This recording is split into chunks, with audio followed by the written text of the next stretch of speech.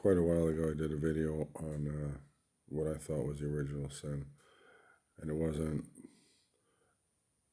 biblically. It's the Satan tempting Eve to take the apple after God said no.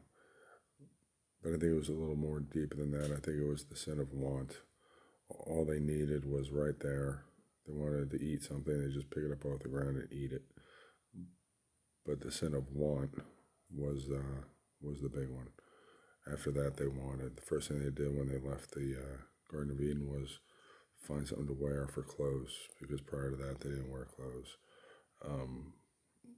And if you want to catch up on that, find the video. Another sin that I was reminded of over the weekend was envy. And envy is a terrible thing. When you see somebody that does well, you should be happy for them. If they did it honestly, if they're dealing fentanyl, lacing dope with fentanyl and killing people and making a lot of money, well, that's not cool. If they work hard and they do well, or they're happy, you should be happy for them. If they get what they want out of life through their hard work, you should be very happy for them. In a situation over the weekend, at a Christmas party, when somebody that I've known for my whole life showed up with a new boyfriend who seems nice. I don't know. I didn't, he seemed nice.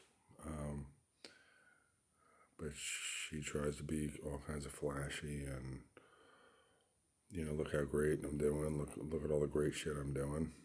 And we showed up with 3 adopted kids, and my wife and I showed up with 3 adopted children and 2 foster kids. And other people that knew us, were asking how's it going, how are the kids, and kind of, didn't intend it, but these kids are our family, and they're part of the greater family. So this person told my wife a little backstory. Some people know it, some people don't. I spend usually 4 or 5 nights a week at my mother's house. She's got Alzheimer's, and my sister's here, and she has a tough time dealing with it, so I'm here helping with my sister and trying to be a buffer, trying to help out around the farm. And this person told my wife that I probably have a girlfriend or something, because I'm only here like once a month for dinner. And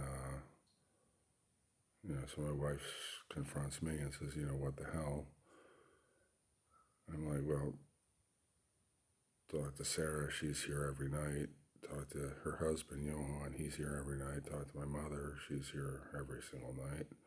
And, talk to them.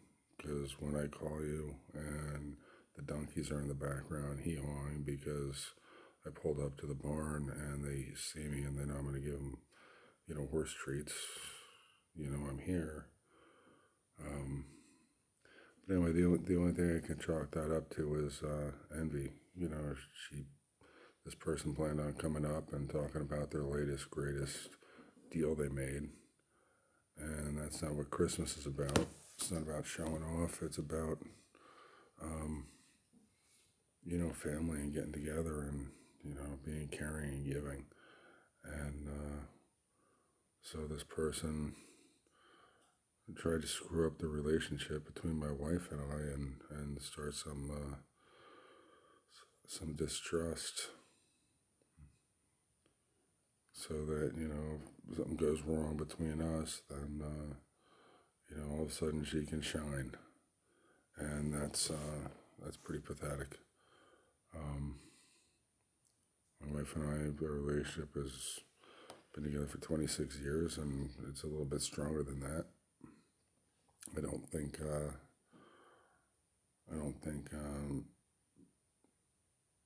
somebody else's bullshit is going to have any effect on us in the long run, or in the short term.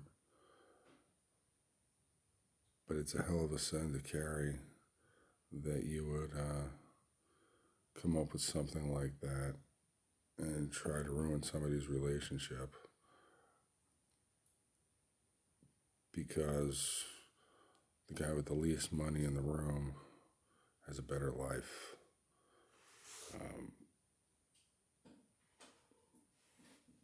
But that's how terrible the sin of envy is.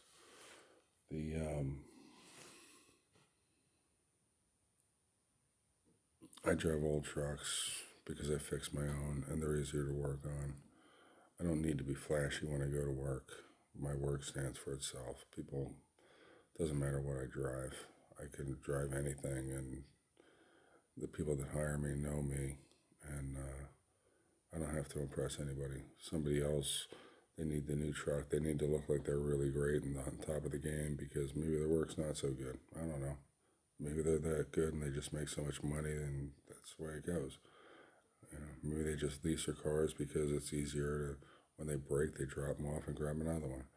I don't know somebody else's thing, but if they're driving something really nice, I'm happy for them. If somebody else has a bigger boat than me and it's nicer than mine, I'm happy for them. Somebody has a smaller boat, I tell them all the reasons why that's a great boat, because my boat has a heavy, deep draft, and I can't get up to Clam Island next to the Barnegat Inlet and go clamming because it'll get stuck a mile away from the freaking island. And their boat's, nice and small and light, and they can go right up, they can go into 2 feet of water, and they can do all kinds of really fun stuff. I try to be as positive as I can to anybody and not tear them down or not throw roadblocks in their way. And there's been times in my life when I'm younger than somebody and I'm the foreman or I'm a job super, and they get bent out of shape because they're older and they feel that they should have the job because of age. And it's like, it's got nothing to do with age. It's got, and I tell them, it's like, talk to the boss, talk to the owner of the company, they'll set you up. And so they try to spike the job. And, I don't understand that.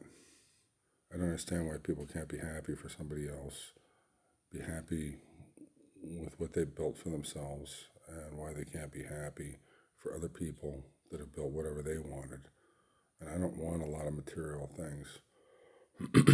Yeah, I got a big boat, and it's maybe if I put it on eBay, I'd get a couple grand for it, just because of its age and because it's made out of wood. It's not a valuable boat. I like it. It's my thing. I like working on it. I've got an old Monte Carlo SS, and more often than not, when it's on the road, it's not always on the road because it's not the most practical vehicle, but when it's on the road, drive it someplace and people are like, oh my God, look at that. That's a Survivor. I'd love to buy it. And I don't have it because it's a status symbol for rednecks that like hot rods. I have it because I've had it for goddamn close to 25, 28 years. And I just never got rid of it. And, when I'm doing something where it suits my needs, I put it on the road and I drive it. And I'll drive it as a daily driver. I'll drive it to work because, it's a practical car for that application. I got a lot of stuff just because I never got rid of it. And that doesn't make me wealthy or, that goes to guns coast to coast. And, the poors. Okay, I'm driving around in my 1980 Chevy pickup truck that I got for $400 20-something years ago. And now it's a classic and they're selling for crazy money. Does that make me a poor? Or does that make me an investor? How about it, guns? You can ponder that one. But being envious of somebody because of the stuff they have or the life they live, if you really think it's that great, you should try to emulate it. You should try to do that, not try to tear it down, not try to find fault with it. Find the good in things, find the good in people. Don't look for the problems. Don't try to create problems to make yourself look better. That's a terrible sin. That's a terrible thing to do. And in the end, it's not going to have any effect on my wife and I because we've been together too long. We know each other too well. She knows me. I